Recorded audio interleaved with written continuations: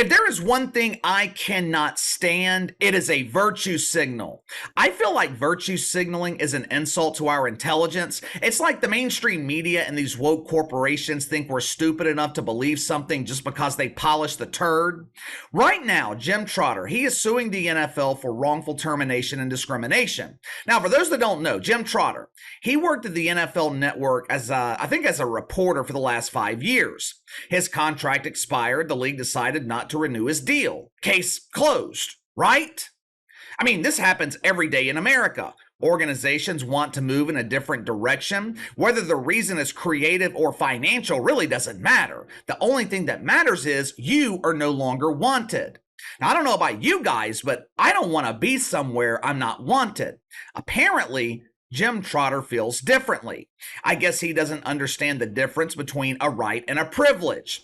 According to Jimmy the Trotter, the reason that he was released by the NFL Network was mythical racism. Yeah. In case you didn't know, in case you missed the memo, anytime a minority is fired by the white man, it is always mythical racism.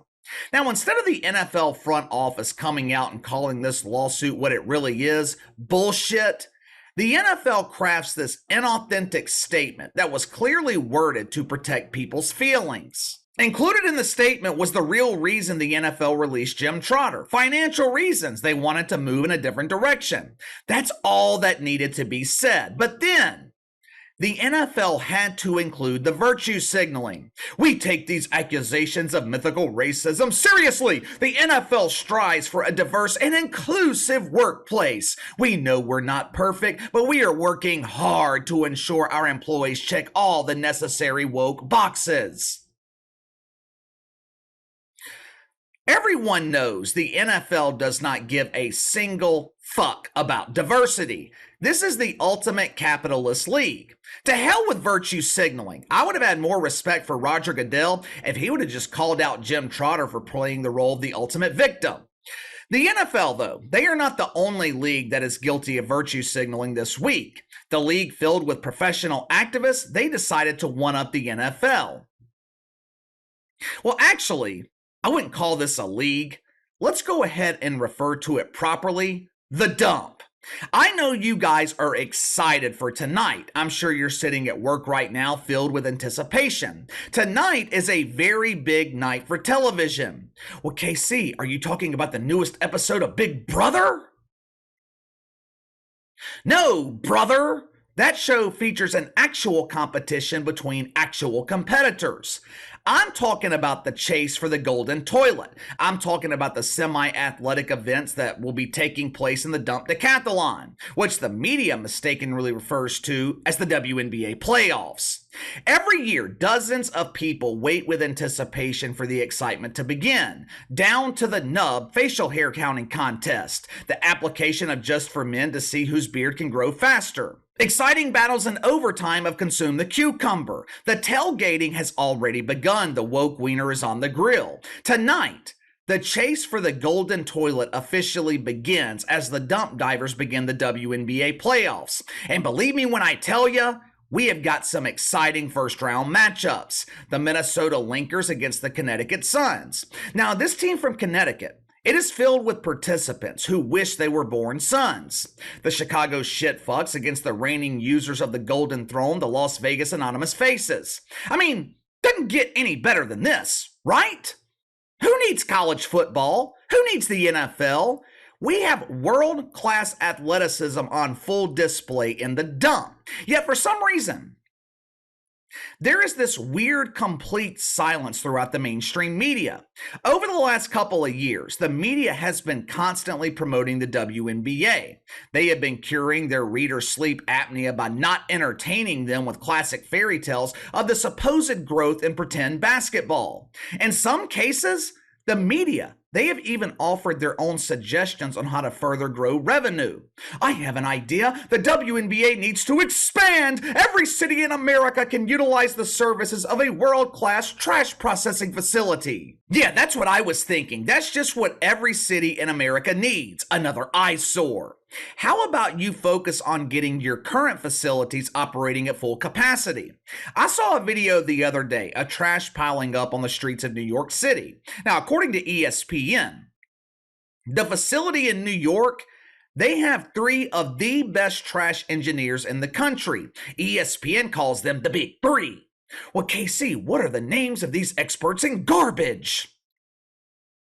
Hell if I know. Outside of their immediate family, no one knows. But I'm just confused as to why the WNBA is talking about expansion when they can't sell out the high school gyms they're currently playing in. The Atlanta Dreamers, they literally play in a high school gym. Building holds about 3,000 people. 3,000 cardboard cutouts, I should say, disguised as real people. And the Dreamers, they can't sell out home games. Anyway, there has been this strange silence throughout the mainstream media leading up to the WNBA playoffs, but that's okay. That's okay. That devious diva of dump divas, Cathy Engelbert, she knew exactly what to do to bring awareness to the dump. Like I told you guys before, Cathy Engelbert is no dummy. She is an expert at sympathy fundraising. She is an expert at pulling at the woke heartstrings of dumbass corporations looking for a tax write-off. The diva of divas is also an expert at manipulating the mainstream media. Every year before the playoffs, the WNBA gives out awards to dump divers who went above and beyond this season. Now, the award with the most honor, the most prestige, is the MVD. Most Valuable Diver. This award is given to the employee who's not afraid to dive headfirst into the garbage to save that squirrel from mistakenly being processed with the rest of the trash. Another award that carries honor is the Comeback Diver of the Year. Now, in real sports leagues, this award is reserved for a professional athlete who battled through adversity. Perhaps they battled through serious injury, came back, and revitalized their career. Take the NFL, for example. Last year, the Comeback Player of the Year was given to Geno Smith, and rightfully so. I watched the NFL religiously. I had forgotten that Geno Smith was still in the league. This dude has not been a consistent starter since 2014. From 2015 to 2021, Geno Smith started 5 games. Now, going into the season last year, Pete Carroll names him the starter in Seattle. No one gave the Seahawks a chance, myself included. Geno Smith uses that opportunity to gain everyone's respect. Seahawks end the year 9-8, clinch a wild card spot in the playoffs. Now, that is the very definition of the Comeback Player of the Year. Geno Smith fought through, almost a decade of adversity, earned his spot as the leader of the team at 31 years old, led the Seattle Seahawks to the playoffs. So, that's how you qualify in the NFL. How do you qualify in the WNBA? In real leagues, you have one award that's given to one player. But when you think about it, that's not equitable. Everyone should receive a trophy. In the WNBA, there's not one Comeback Diver of the Year. In the name of equity and a desperate cry for media attention, the WNBA decided to honor 2 dump divers with this award. Now, the real Comeback Player of the Year in the WNBA is Napheesa Collier. She missed all of last season because she was pregnant with her first child. Now, that is a rarity in the WNBA. Most participants, they aren't dealing with pregnancy because their partner was also born with a set of eggs. Now, after missing last season, Napheesa Collier returned to the dump, led the Minnesota Lynx to the playoffs. And all kidding aside, Napheesa Collier is a great story. I know I can't relate, I'm just going off what I've been told, but many women struggle to return to form after their first pregnancy. Not only did Napheesa Collier return to form, she returned and dominated. Good for her. But in the interest of equity, Napheesa Collier was not allowed to enjoy her success and accomplishments. There was another player in the WNBA who also fought through adversity to make an immaculate return. Some would even argue that this dump diver fought through real adversity. She spent 10 months on sabbatical in Russia, where she endured harsh conditions like limited access to cucumbers and grinder. After spending 10 months with Vlad, she returned to oppression here in America, where she led the Phoenix Masculines to the worst record in the league. Of course, I'm talking about Bob Griner. Look,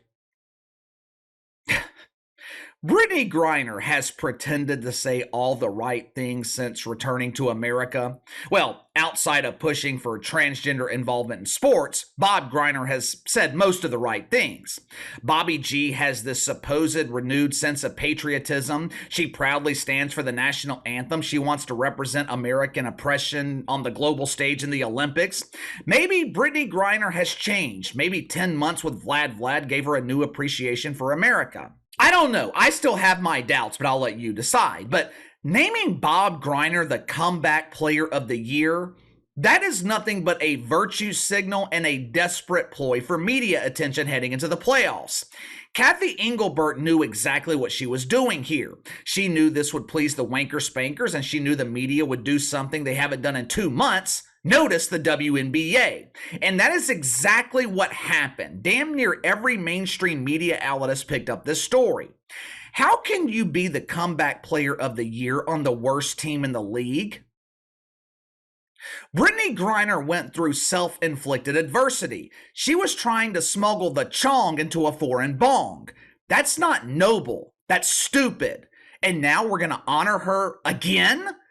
How many times does Bob Griner have to be honored? Better yet, where's the honor here? Where is the honor in going to prison? Are we going to honor the Chrisleys when they get out of prison 10 years from now? We want to honor you for cheating society by refusing to pay your taxes. Why don't we go ahead and honor O.J. Simpson too? You showed amazing strength fighting through adversity and getting away with murder. It would be one thing if Brittney Griner was actually the comeback player of the year, but she's not. Napheesa Collier was. But Cathy Engelbert, she just could not help herself. She had to virtue signal. She had to honor Bobby G. I don't get it. I just don't get it. But let's go ahead and get out of here. Before we wrap up, though, I don't know what the rest of today is going to look like. I'm going to try to keep our regular schedule here and get a second video posted. That flag football game last night, that thing was supposed to be like a 2-hour event. It ended up taking 6 hours. It was also on the road. It was like an hour away from where we live. We didn't get home to close to 11, didn't get into bed until after 1 o'clock this morning, had to wake up again at 6 o'clock. I'm tired. I can barely talk. My voice is cracking. My mind is complete mush right now. Difficult to think when my energy level is this low. Part of the problem is self-inflicted like Bob Griner. I forgot to eat yesterday. Hopefully I'll get to feeling better this afternoon and I'll finally wake up and my voice will get to feeling better. But if you don't see me again today, if you don't see me again until tomorrow, I probably fell asleep, so at least you know why. In the meantime though, give me your thoughts. WNBA names Bob Griner the co-comeback player of the year.